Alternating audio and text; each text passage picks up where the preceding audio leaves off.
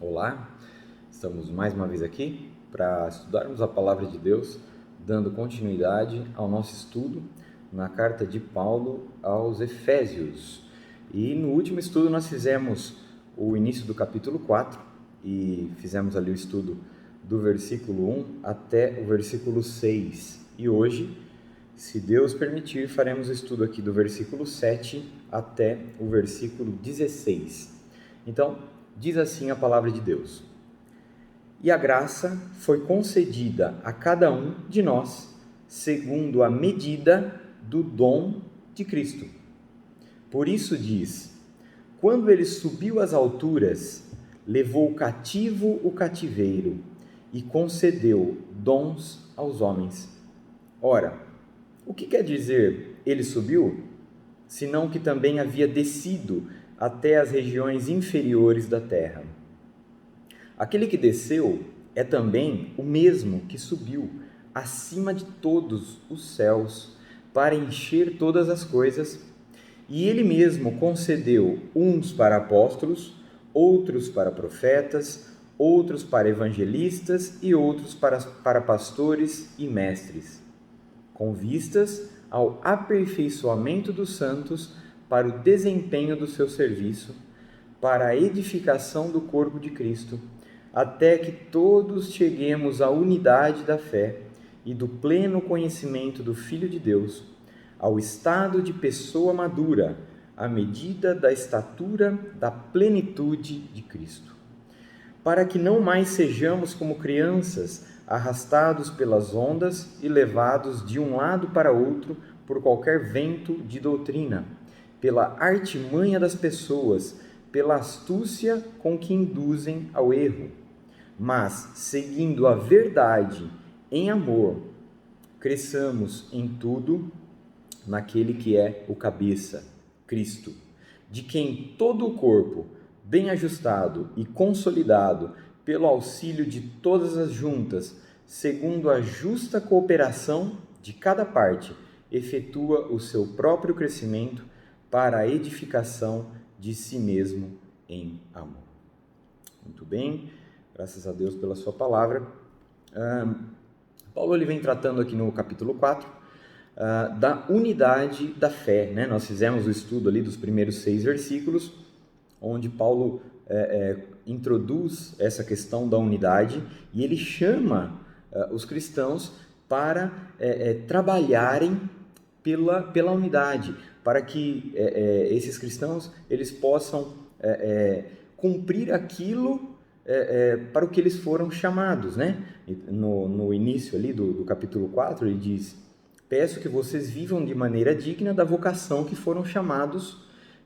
Então, vocês foram chamados para serem um povo unido, para terem a mesma fé, o mesmo Senhor, porque um só é o Espírito que habita em vocês e um só é Deus, né? E Pai de todos, que está sobre todos e age por meio de todos e está em todos.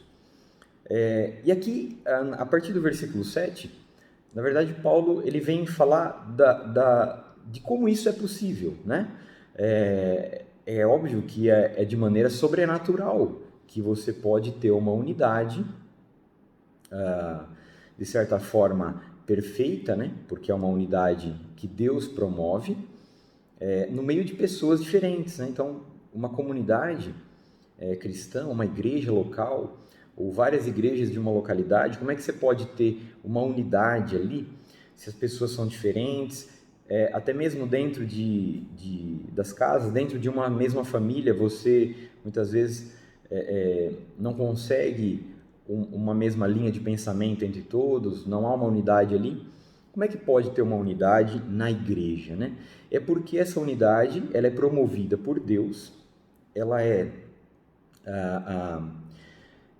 requerida de nós, mas ela é promovida por Deus, e ela acontece de forma sobrenatural, não é natural.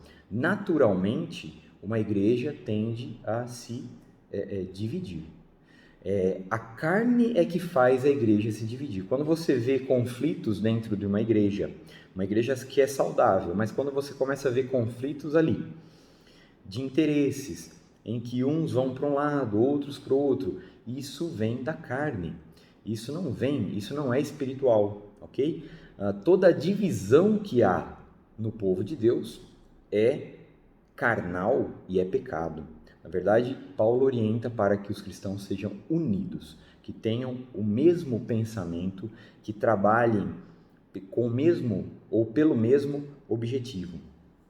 E aqui no versículo 7, ele vai falar como isso é possível e como isso acontece. Por que é possível, né? Então ele diz, e a graça, veja bem as palavras, e a graça foi concedida a cada um de nós segundo a medida do dom de Cristo.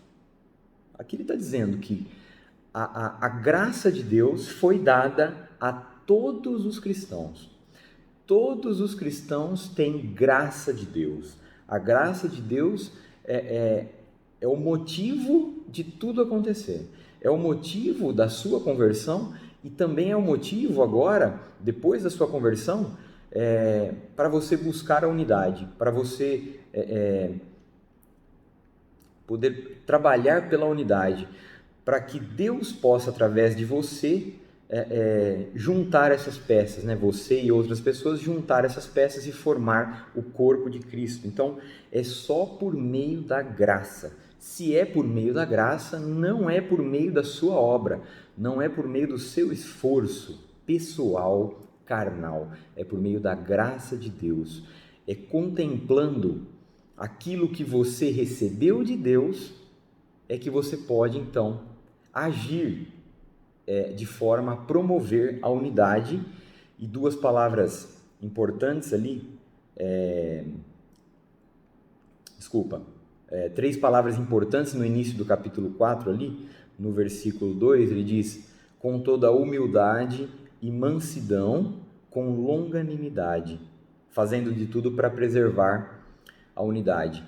Quando você entende que você recebeu graça de Deus e que a sua vida, você só está aí de pé, louvando a Deus, trabalhando para Deus, levando uma vida de temor a Deus agora, você só pode continuar levando essa vida por causa da graça que foi dada a você. E a graça foi dada a cada um de nós. E se nós reconhecermos que tudo foi pela graça, desde nosso chamado, nossa conversão e agora a busca pela unidade, obviamente que nós vamos ter uma postura humilde, nós vamos ter uma postura de mansidão e de longanimidade, que é você não se vangloriar, você não se colocar acima da outra pessoa, do outro irmão, porque a você não chegou ali de outra forma, a não ser pela graça, que foi pelo que o outro irmão também chegou nessa posição de filho de Deus. Todos chegaram nessa condição pela graça. Então, você vai ser humilde, né? Não tem como agir diferente quando você contempla a graça de Deus sobre a sua vida e que foi igualzinho sobre a vida dos seus irmãos cristãos.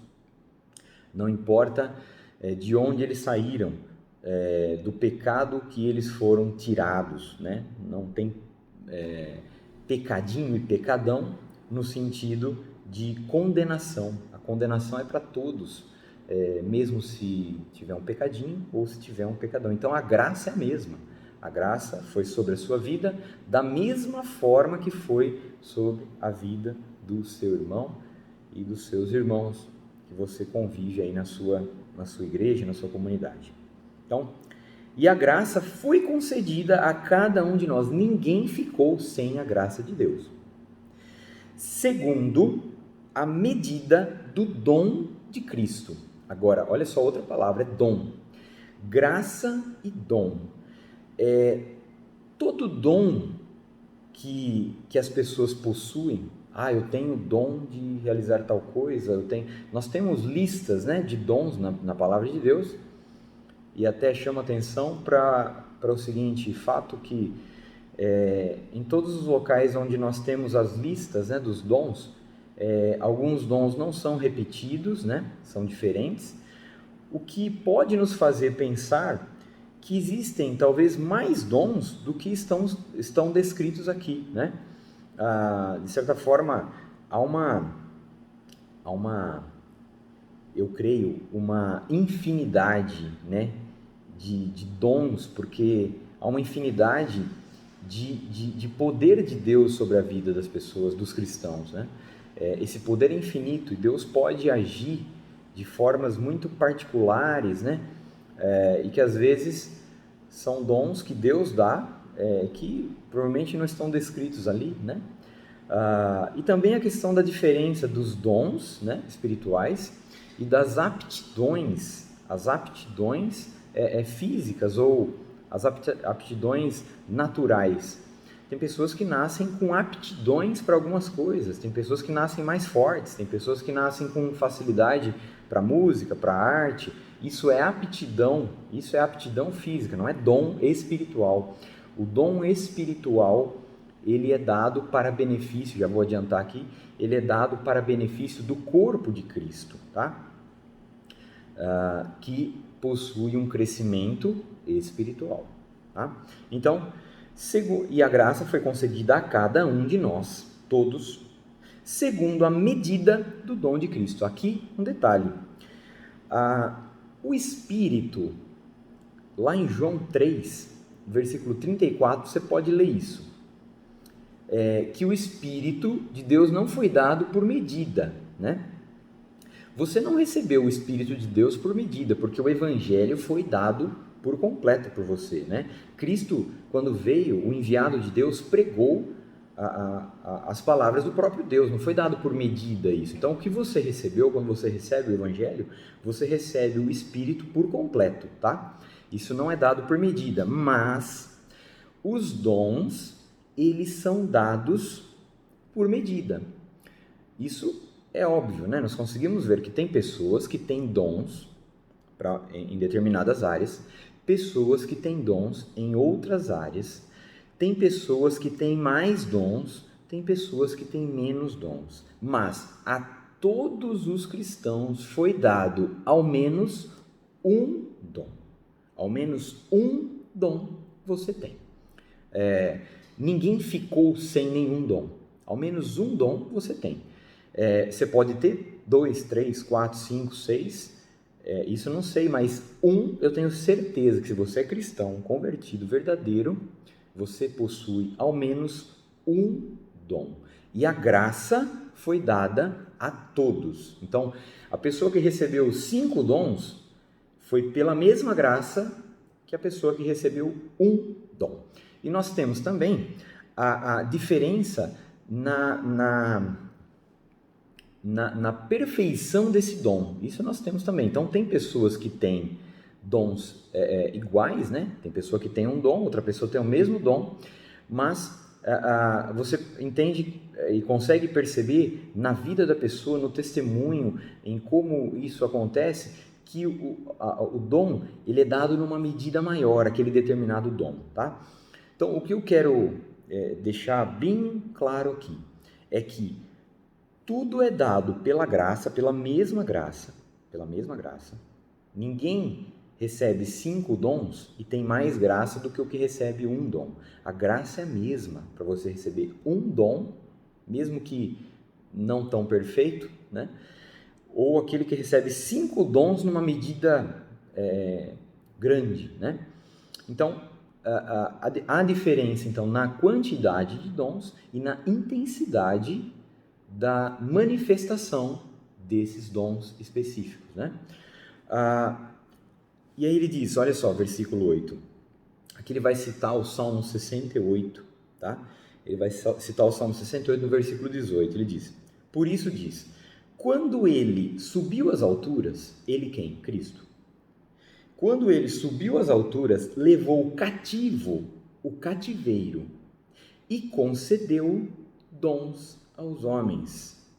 Por isso diz, quando ele subiu às alturas, levou cativo o cativeiro e concedeu dons aos homens. Só para a gente entender isso aqui, vamos ler também o versículo 9. Ora, o que quer dizer ele subiu, senão que também havia descido até as regiões inferiores da terra? Versículo 10 também: aquele que desceu é também o mesmo que subiu acima de todos os céus para encher todas as coisas. Olha só, aqui está falando de Cristo, tá? Aqui Davi, que escreve o Salmo 68, esse salmo é escrito depois de uma vitória que o povo tem, depois de uma vitória ali de Davi, e aqui no meio do salmo, Davi profetiza a respeito da ressurreição de Cristo e da subida dele aos céus, ok? Acima, na verdade, de todos os céus. Então ele diz: quando ele subiu às alturas, levou o cativo o cativeiro e concedeu dons aos homens. Ora, o que quer dizer ele subiu, senão que também havia descido até as regiões inferiores da terra? Cristo, ele só pode ter subido se primeiro ele tivesse descido. Então, tem vários ensinamentos aqui, é muito bonito esse trecho, olha só. Primeiro, é que quem subiu às alturas foi Cristo. Não foi você espiritualmente que subiu lá, ok? Para, de alguma forma, por mérito seu, você alcançou dons. Os dons, eles não são recebidos por méritos. Os dons, eles não são recebidos por esforço pessoal. Os dons são sobrenaturais e é Cristo que dá. Ele subiu às alturas. Ele desceu e ele subiu às alturas. Quando Cristo desce, cumpre aquilo que Deus havia proposto a ele. No versículo 9, né? É interessante a gente estudar um pouquinho de trás para frente aqui. O que quer dizer? Ele subiu, senão que também havia descido até as regiões inferiores da terra. É que Cristo se despiu da sua glória nos céus, que ele tinha com Deus antes mesmo do mundo ter sido criado. Ele desceu até as profundezas da terra. Ele desceu até essa terra que nós pisamos, pecadores. E mais, ele foi sepultado no seio da terra e ali permaneceu por 3 dias até ressuscitar. Cristo, ele desceu do ponto mais alto possível, entenda isso. Cristo desceu do ponto mais alto possível até o lugar mais baixo possível e voltou para o mesmo lugar que ele tinha antes, no lugar mais alto possível. Você entende que Cristo preencheu todo esse espaço, todo esse comprimento de localização, de realização. Isso tem um sentido amplo, né? Porque Cristo veio do lugar mais alto possível, que ninguém chegou, e desceu até o lugar mais baixo possível para ressuscitar, coisa que ninguém fez. Até, veja, alguns ressuscitaram, mas Cristo ressuscitou e subiu novamente acima de todos os céus. O que nós entendemos aqui? Que o sacrifício de Cristo foi perfeito, que o sacrifício de Cristo foi aceito por Deus. Quando Cristo lá na cruz diz, está consumado, realmente ele está dizendo, está pago perfeitamente, eu agora cumpri aquilo que me foi designado, eu cumpri, paguei o preço. Foi sepultado, né? Nós vemos ali em Jonas, né? Da mesma forma, Jonas ficou no ventre, né? Jonas foi no barco até o mar, e do mar ele foi no ventre do peixe, né? Foi no lugar mais fundo. Isso é uma simbologia do que aconteceu com Cristo, né? Só que depois que Cristo ressuscita, ele não fica sobre essa terra, ele vai até o mais alto do que todos os céus. Isso significa para nós que o sacrifício dele foi perfeito, foi aceito por Deus, e só por isso ele pode, então, agora nós entendemos, ele levou cativo o cativeiro. Então, quando Cristo se despiu da sua glória, veio até essa terra de pecados, foi tentado em tudo que nós somos, sem pecar, levou os nossos pecados, sem ter cometido pecado. Ele se fez pecado por nós, morreu na cruz, pagou o preço, está consumado, foi sepultado, ficou no seio da terra, nos lugares mais baixos, nas regiões mais inferiores da terra, ressuscitou e subiu. Ele levou cativo o cativeiro. O que é cativeiro? É aquilo que prende um escravo, ou aquilo que prende alguém que foi raptado, alguém que foi roubado, alguém que foi tirado da sua condição natural e foi colocado numa outra condição, que é o que acontecia com você, comigo e com todas as pessoas, acontece ainda hoje, que não são convertidos. Elas estão no cativeiro. Existe um livro de Martinho Lutero, que o título é Nascido Escravo. Irmãos, nós nascemos escravos, nós nascemos no cativeiro da escravidão do pecado. Nós obedecemos por natureza o pecado, até que sejamos libertos desse cativeiro. E a única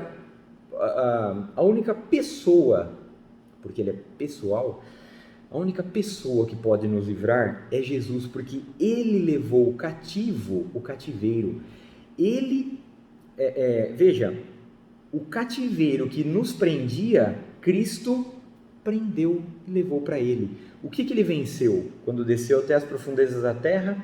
Foi sepultado, ressuscitou e subiu. O que ele venceu? O diabo, a morte e o pecado. É o que nos aprisiona. É o que, na verdade, sempre nos aprisionou. Hoje não. Hoje nós estamos assentados, como diz Efésios no começo, nas regiões celestiais em Cristo Jesus. Hoje. Tá? Mas antes nos prendia o diabo no seu cativeiro do pecado, e a morte tinha domínio sobre nós. Hoje, o pecado não tem mais domínio sobre nós, o diabo não tem mais domínio sobre nós, e a morte não tem mais domínio sobre nós, porque nós temos a vida eterna a partir de já, desde já, nós temos a vida eterna, que de fato acontecerá plenamente no dia da vinda de Cristo, no dia eterno. Mas e porque Cristo então subiu às alturas e levou cativo o cativeiro, ele concedeu dons aos homens. Olha que maravilha! Não só nós entendemos que foi ele que subiu, então é só ele que pode, só ele que é aceito por Deus, só o sacrifício dele que é aceito por Deus, o seu sacrifício para, na sua cabeça, fazer algo para pagar um pecado que você comete, não é aceito. Esse sacrifício não é aceito. Deus não quer sacrifícios. Deus quer um coração adorador. Ele quer um coração que adore livremente pelo sacrifício que Cristo fez. Então, é o sacrifício dele que foi aceito, não o seu. E quando ele sobe, ele vence o pecado, a morte e Satanás. E não só o sacrifício dele é aceito, como, quando isso acontece, ele que pode, quando sobe aos mais altos lugares, preencher os homens de dons. Olha que maravilha, né? Por meio do Espírito Santo. Quando nós estudamos lá que Jesus diz: quando eu for, o Consolador virá, vos guiará toda a verdade. O Espírito Santo, é por meio dele que nós recebemos os dons. Os dons são espirituais, só que eles são dados, enviados por Cristo, porque Cristo é o cabeça desse corpo que agora ele preenche de dons e dá a todos eles pela graça. A graça é a mesma, os dons são diferentes e intensidades diferentes, mas tudo é pela graça. E o propósito é de Deus. O propósito maior é do Deus Pai. e daquilo que está no coração de Cristo, no propósito do Filho, né? Juntamente com o Deus Pai, por meio do Espírito Santo, olha a Trindade agindo, é que Ele vai dar, de acordo com a sua vontade, dons para uns, diferente para outros, intensidades diferentes. Mas, olha só, é Ele que enche todas as coisas, é Ele que nos dá os dons. Não é você que conquista, é Ele que dá, porque Ele que conquistou isso para você. Existe uma analogia aqui da linguagem, né? Porque lá quando Davi escreve o Salmo, o povo havia ganhado uma batalha, e toda vez que o povo ganhava uma batalha, o exército ganhava, eles traziam os espólios dos bens da nação que havia sido derrotada. Aqui é a mesma linguagem, né? Cristo, quando ele sobe aos céus, ele leva o espólio de tudo aquilo que ele conquistou, porque ele que conquistou esses dons para dar para as pessoas, para os seus, né? Ele que conquistou isso, por isso que somente ele pode dar, né? Na medida que ele quiser. Ele que conquistou isso. Ele, imagina Cristo subindo aos céus e levando com ele isso acontecia quando uma nação ganhava a batalha, ela voltava com os escravos, voltava com os bens daquela nação que havia sido derrotada. Então era uma entrada triunfal daquele exército voltando vitorioso com tudo aquilo que tinha sido conquistado. É a mesma coisa. Cristo desceu até as profundezas, se humilhou, foi ao lugar mais baixo para conquistar aquilo que agora ele sobe nessa caravana de bênçãos, né? Que ele sobe ao lugar mais alto possível, acima dos céus, e preenche todos com aquilo que ele conquistou. Porque ele foi aceito, o sacrifício dele foi aceito, porque somente ele pode oferecer isso a nós, porque foi ele que desceu e ele que subiu do lugar mais alto ao lugar mais baixo e voltou para o lugar mais alto, que é o que diz então o versículo 10. Aquele que desceu é também o mesmo que subiu acima de todos os céus para encher todas as coisas. Aí aqui ele vai dizer, e ele mesmo concedeu, aqui ele vai falar algumas características gerais, tá? Aqui são classificações, não de dons, tá? Mas de certa forma, algumas classificações de cargos, né? Dentro do corpo, né? É claro que cada um desses cargos aqui, se a gente puder chamar assim, cada um desses ministérios, a pessoa que se enquadra aqui, ela pode ter vários dons, né? Ou poucos, ou vários, em intensidades diferentes, mas ele vai exemplificar aqui. E ele mesmo concedeu para o corpo dele, olha só, uns para apóstolos, outros para profetas, outros para evangelistas e outros para pastores e mestres. Então, nós temos aqui, dentro desse versículo aqui, então nós temos apóstolos. Os apóstolos foram aqueles que testemunharam Cristo ressurreto. Eles testemunharam. Esses homens, os apóstolos, eles foram preenchidos de dons extraordinários, ok? Nós não temos apóstolos hoje nesse sentido. Obviamente que quando nós pregamos a palavra, nós somos embaixadores de Cristo aqui nessa terra. Obviamente nós temos um apostolado, mas nesse sentido de apóstolos, os primeiros que testemunharam a ressurreição de Cristo, eles foram preenchidos de dons que, irmão, você provavelmente não vai ter, e nem eu, ok? Esses homens curavam com o seu pano, com a sua roupa. A sombra deles curava. Então, esses homens, apóstolos, foram enchidos de dons extraordinários. porque a igreja estava começando. Cristo estabeleceu os 12 para pregarem o evangelho e pregarem sobre a verdade. Então, foi dado a esses homens dons extraordinários para que as pessoas pudessem ver isso acontecer, tá? Que não acontece hoje com você e comigo, ok? Eram homens como nós, mas não tinham atribuições como você e como eu tenho, ok? A responsabilidade desses homens era grandíssima, não que a sua não seja, tá? É a mesma responsabilidade, mas desses homens, eles começaram a igreja, eles começaram, a partir desses 12, você imagina, é que hoje milhares de pessoas creem nessa verdade. Esses homens receberam dons extraordinários. Outros, então, para profetas. Os profetas, eles profetizavam. Então, obviamente, dons também, de certa forma, extraordinários, né? Que nós não temos hoje profecias que são verdades, que servem para todas as pessoas. Por exemplo, se eu chegar aqui para uma pessoa e falar da palavra de Deus e ela não conhece, eu estou profetizando a palavra de Deus. Eu não estou profetizando algo que não está na palavra, algo fora, que é novo.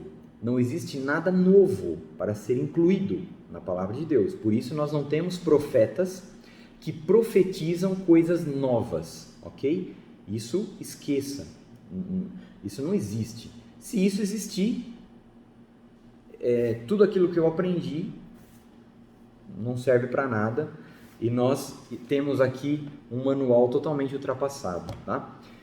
É a palavra de Deus. Tudo que foi proferido por meio dos profetas que estão aqui foi dito, isso foi passado a eles pelo próprio Deus, e isso está estabelecido. Toda a revelação já aconteceu, nada de novo é acrescido aqui. Agora, se eu pregar a palavra de Deus para uma pessoa que não conhece, isso é novo para ela.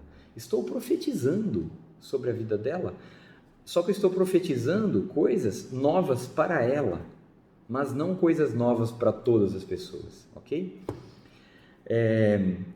Você pode, por exemplo, sentir Deus falando com você, para que você fale com alguém, né?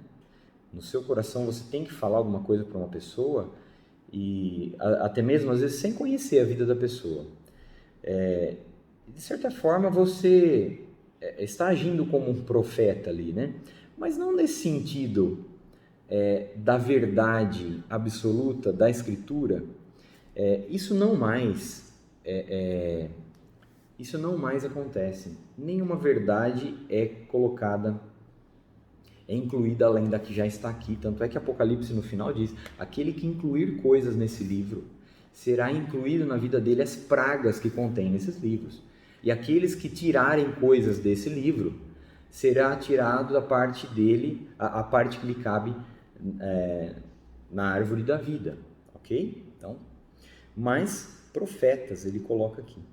Outros para evangelistas, aqueles que os apóstolos, eles fundavam as igrejas, eles plantavam as igrejas, iam percorrendo os locais, e os evangelistas construíam sobre o fundamento dos apóstolos, tá? Esses seriam os evangelistas. Eles também iam de um lugar para o outro, conforme era requisitado, né?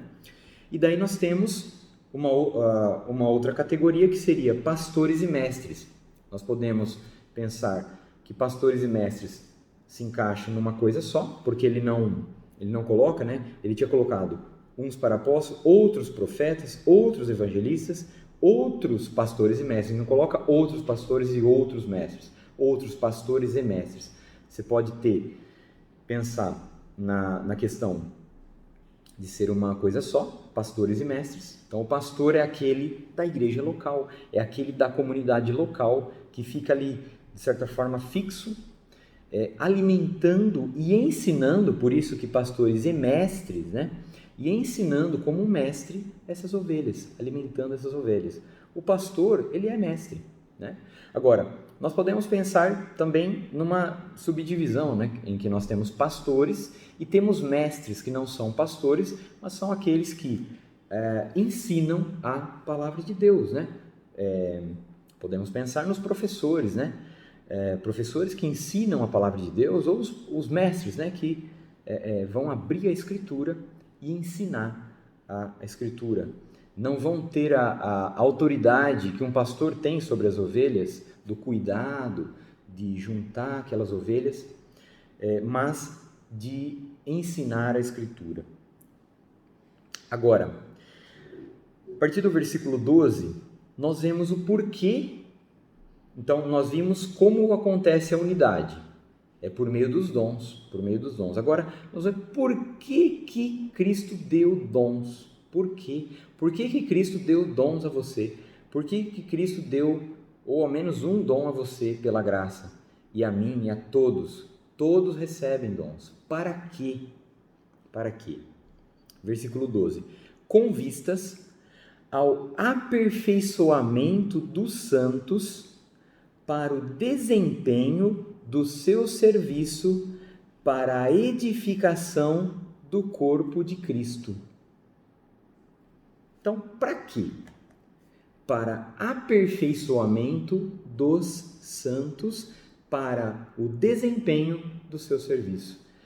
Você recebeu dons, sabe para quê?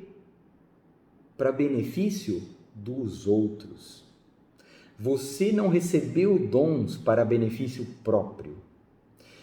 Você entende que, então, ninguém deve se vangloriar porque recebeu mais dons ou dons em maior intensidade? Porque ele só recebeu isso para benefício dos outros e não dele mesmo. Na verdade, ele vai ter mais trabalho. Tem aqueles que oram pedindo dons, né? Tá correto, tem que orar.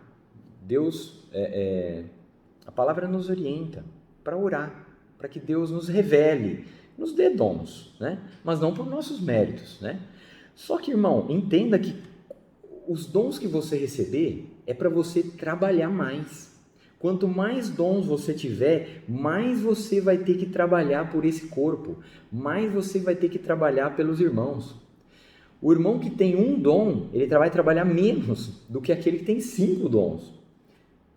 Todos vão trabalhar, porque todos têm dons. Mas quanto mais dons uma pessoa tem, ela mais ainda vai ter que se humilhar, porque aquilo é para benefício dos irmãos, dos santos. Então, porque é com vistas ao aperfeiçoamento dos santos. O motivo de Cristo distribuir dons e o propósito dele de dar dons em medidas diferentes e quantidades diferentes é para aperfeiçoamento dos santos. Ele sabe o dom que ele tem que dar para cada pessoa. Ele sabe o que ele tem que dar para cada um. Não adianta você querer ensinar ele também. Olha, Cristo, você me deu um dom errado, eu tenho dom para outra coisa. Irmão, ninguém melhor do que ele. Por quê? Cristo é o cabeça, nós já vamos ver isso. Cristo é o cabeça e o corpo é dele. Ele é que sabe como é que o corpo dele tem que se desenvolver. E se é ele que sabe como é que o corpo dele tem que se desenvolver, é ele que sabe quais dons ele tem que dar para determinadas pessoas. Então, o dom não é motivo para se vangloriar. A quantidade de dons não é motivo para se vangloriar diante dos homens, né? E nem diante de Deus. Deus, na verdade, dá mais trabalho a uma pessoa que lhe dá mais dons. Vocês lembram lá, em 1 Coríntios capítulo 3, quando Paulo vai falar... isso é interessante, irmão, porque vê se isso não acontece nas igrejas hoje, né? Os irmãos vão ver que isso acontece nas igrejas hoje, né? É triste isso, é triste, ok? Isso causa tristeza, tá? O que eu vou ler aqui. Mas veja. versículo 3. Isso, irmão, é um tapa na nossa cara, ok? Isso é um tapa na nossa cara, ok? Na sua, na minha.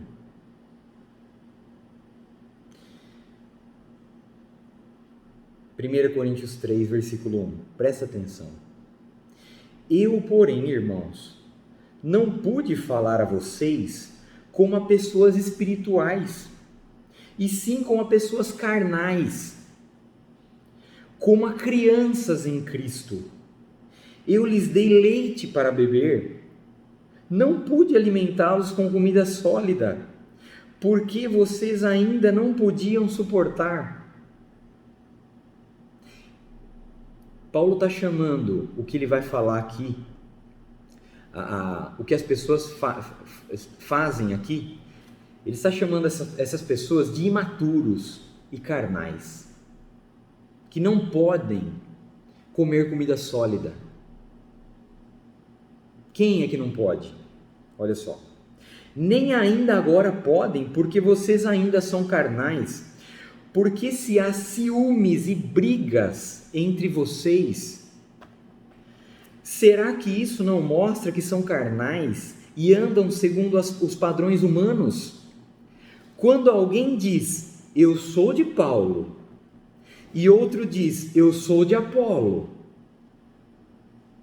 dois pastores, ok, irmão? E outro diz, um diz eu sou de Paulo, o outro diz eu sou de Apolo. Não é evidente que vocês andam segundo os padrões humanos? Quem é Apolo? E quem é Paulo? São servos, por meio de quem vocês creram. E isso conforme o Senhor concedeu a cada um. Eu plantei, Apolo regou, mas o crescimento veio de Deus. Preciso explicar isso aqui, irmão? Não preciso, né? Não preciso. É um belo tapa na nossa cara. É um belo tapa na cara das igrejas. Porque tem conflitos? Tem. São comuns? São. Tem divisões? Tem. Uns ficam de um lado de um pastor? Ficam. Outros do lado de outro? Sim. Está errado? Tá, meu irmão. Está errado. São carnais. Andam segundo os padrões humanos. Não podem comer comida sólida, os que assim procedem. Quem é Paulo? Quem é Apolo? São servos, do mesmo jeito. Eu plantei, Apolo regou, mas o crescimento veio de Deus. De Deus. Vamos voltar aqui para Efésios. Os dons foram dados com vistas ao aperfeiçoamento dos santos. Irmão, os dons não foram dados para divisão. Esse aqui tem vários dons, esse aqui tem vários dons. São tantos dons que não dá para viver junto mais. Então vamos cada um para um lado. E uns seguem esses. Irmão, Paulo está pregando a unidade. Os dons foram dados para aperfeiçoamento dos santos e não para acontecer divisão, que mostra que as pessoas que causam divisões são carnais, que são imaturas. Não entenderam ainda o que é a unidade.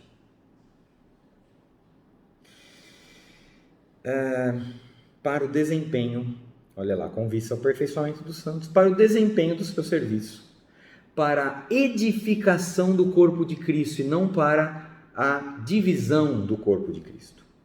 É para isso que os dons foram dados. Então, para que se vangloriar com dom? Para que, de certa forma, querer mais dons? Será que isso é só para para se sobressair em relação ao outro? Ou para se vangloriar. Irmão, peça dons, mas saiba que você vai trabalhar mais se você os receber. E tem mais, tá? Deus dá, Cristo dá e Cristo pode tirar. Cristo pode dar um dom e tirar, pode dar e tirar, ok? Ele que dá, ele pode tirar. Mas saiba, e que é para crescimento do corpo, e é para crescimento dos outros. Você entende então por que há diferença? Um tem um determinado dom, outro tem outro tem numa intensidade, outro numa menor. Por quê? Isso se completa. Você imagina se todos os cristãos tivessem todos os dons? O que seria a igreja? Cada um fica na sua casa. Aí é que cada um pode ficar na sua casa. Por que todos têm que frequentar a igreja? Todos têm que viver em comunhão? É porque nem todos têm todos os dons e na mesma intensidade. Se todos tivessem todos os dons na intensidade máxima, nós estaríamos no céu já. E se todos estivessem aqui na terra, cada um poderia ficar muito bem na sua própria casa. Não precisaria sair, né? Porque era completo. Você precisa. Você entende? Então, você precisa do dom do que o irmão tem. E o irmão precisa do dom que você tem, por menor que seja, que você imagina que seja menor. Então, é essa diferenciação que quando você junta, dá uma unidade perfeita.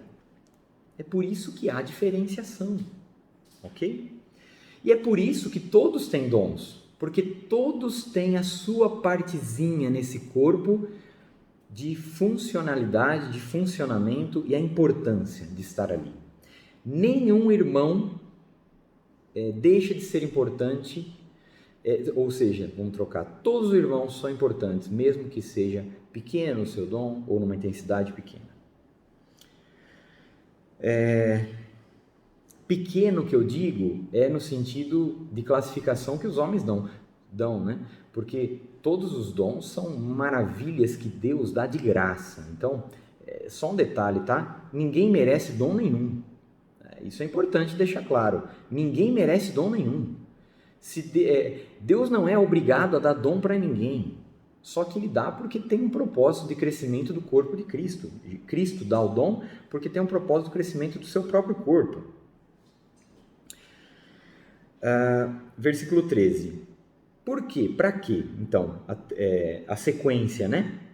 Para aperfeiçoamento dos santos, para desempenho do seu serviço, para a edificação do corpo de Cristo. Versículo 13. Até que todos cheguemos à unidade da fé e do pleno conhecimento do Filho de Deus, ao estado de pessoa madura, olha lá, à medida da estatura da plenitude de Cristo. Irmão, você e eu, nós entramos num barco, estamos caminhando, estamos navegando num mar agitado, e esse mar, às vezes se levanta, as ondas batem para lá, para cá. Nós estamos no barco com Cristo e Ele se revela a nós cada dia para que sejamos aperfeiçoados nessa unidade da fé. Estamos todos juntos no mesmo barco. As ondas que batem em você, batem no seu irmão. Nós estamos no mesmo barco. Ninguém teve sofrimento nessa terra maior do que Cristo. Então todos têm sofrimentos, tá? Todos têm a sua cruz para carregar, todos têm. E Deus dá, por meio do Espírito, a revelação de quem Cristo é para cada um, de acordo com o que é necessário para suportar a cruz e suportar essas ondas, mas todos estão no mesmo barco e as ondas batem da mesma forma. Os temporais se levantam, ok? Só que nessa vida nossa, ela é uma vida de crescimento até chegarmos àquela outra margem onde teremos a estatura perfeita de Cristo. Hoje você não tem, você vai ter. Hoje você não tem, mas você está caminhando para isso. E os dons servem na igreja, né? Para que isso aconteça, para esse crescimento, para que você se torne uma pessoa madura. E duas coisas que acontecem, então, é importante isso aqui, até que cheguemos à unidade da fé e do pleno conhecimento do Filho de Deus. Irmão, essa nossa vida, ela vai ser uma vida de crescimento para o crescimento da nossa fé e o crescimento do conhecimento que nós temos a respeito de Cristo. Quanto mais nós conhecemos a Cristo, mais nós confiamos nele, mais a nossa fé é fortalecida. E é uma única fé, porque o objeto da nossa fé é um só. E esse objeto é uma pessoa, e é Cristo. É por isso que eu disse no último estudo, né? As pessoas que dizem, todas as religiões levam a Deus, a questão do ecumenismo é um erro, meu irmão, é um erro. Só há um caminho, é Cristo. E a unidade da fé que isso promove, que Cristo promove, crer em Cristo, Ele é o objeto. Por isso que crer em Cristo leva, e conhecer mais a Cristo leva à unidade da fé de todos os irmãos. E aí ele vai dar vai fazer algumas colocações do que acontece quando nós crescemos, né? Olha lá, versículo 14. Para que não mais sejamos como crianças, arrastados pelas ondas e levados de um lado para outro por qualquer vento de doutrina, pela artimanha das pessoas, pela astúcia com que induzem ao erro. Sabe o que significa? Quanto mais nós crescemos juntos e não separados, mais nós caminhamos para essa unidade da fé. E os dons, essa diversidade de dons, quando eles se completam, eles promovem o crescimento desse corpo em unidade, para a unidade da fé e para o conhecimento cada vez maior do Filho de Deus, para que não sejamos mais como crianças e sejamos arrastados de um lado para outro por todo o vento de doutrina. Porque quando você cresce nessa unidade, você cresce no seio da igreja de Deus, você não mais é enganado por doutrinas de homens. Quando você ouve uma doutrina que determinada denominação coloca, você rapidamente reconhece, entende que aquilo é um erro, que aquilo não é bíblico, porque você conhece a verdade, você é maduro, você não mais é arrastado pelo que as pessoas dizem. As pessoas são arrastadas pelo que as pessoas dizem nas mídias sociais. Os ídolos estão nas mídias sociais hoje. As pessoas ouvem, né? Essas pessoas que estão aí, que têm não sei quantos milhões de seguidores, e acham então que, nossa, porque eles têm milhões de seguidores, eu tenho que dar ouvidos ao que ele está falando, porque não é à toa que ele tem milhões de seguidores. Sabe por que tem milhões de seguidores? É porque essas pessoas são arrastadas por todo o vento de doutrina e não estão firmadas na verdade. Sabe o que deveria ter milhões de seguidores? A palavra de Deus. Isso deveria ter. Mas não tem. Agora, alguém que fala baboseiras, esse tem milhões de seguidores. O que mostra aquele que abre o Instagram e vai mostrar o seu cotidiano, o que ele come, o que ele bebe no chá, o que ele agora eu vou para academia. Esse tem milhões de seguidores. O que acrescenta isso? Né? Para que não sejam mais como crianças, arrastados pelas ondas e levados de um lado para outro por qualquer vento de doutrina, pela artimanha das pessoas, pela astúcia com que induzem ao erro. Agora o 15, mas seguindo a verdade em amor. Em amor. Cresçamos em tudo naquele que é o cabeça, Cristo, de quem todo o corpo, bem ajustado, né, e consolidado pelo auxílio de todas as juntas, segundo a justa cooperação de cada parte, efetua o seu próprio crescimento para a edificação de si mesmo em amor.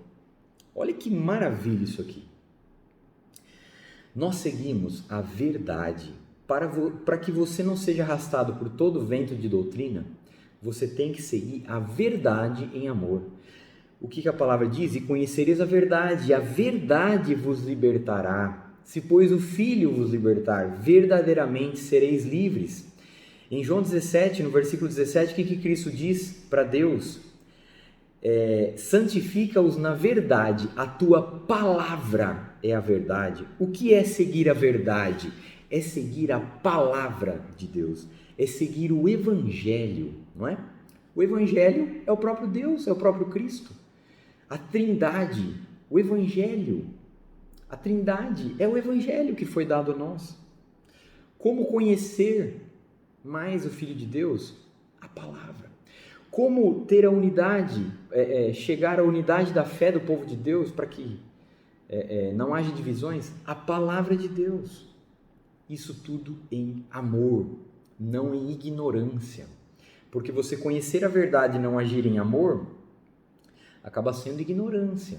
É uma estupidez, né? É uma brutalidade você seguir a verdade, mas não em amor. E o contrário também não adianta. Só o amor não adianta, meu irmão.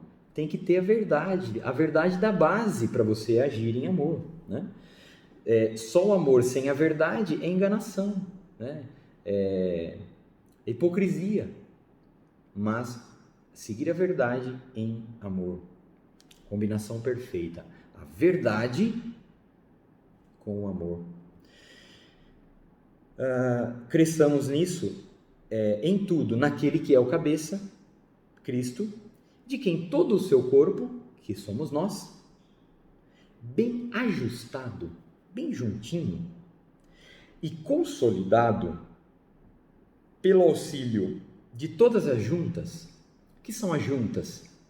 É a graça. O que liga você ao irmão é a graça.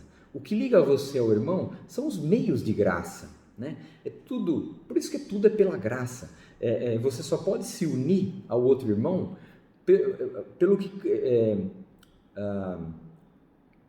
Cristo fez. Você só pode ligar ao outro irmão porque Cristo promoveu isso.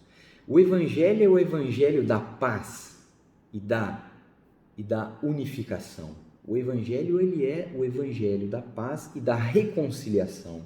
Então, todas as juntas são os meios de graça. É a graça que nós temos para que esse corpo possa ficar unido.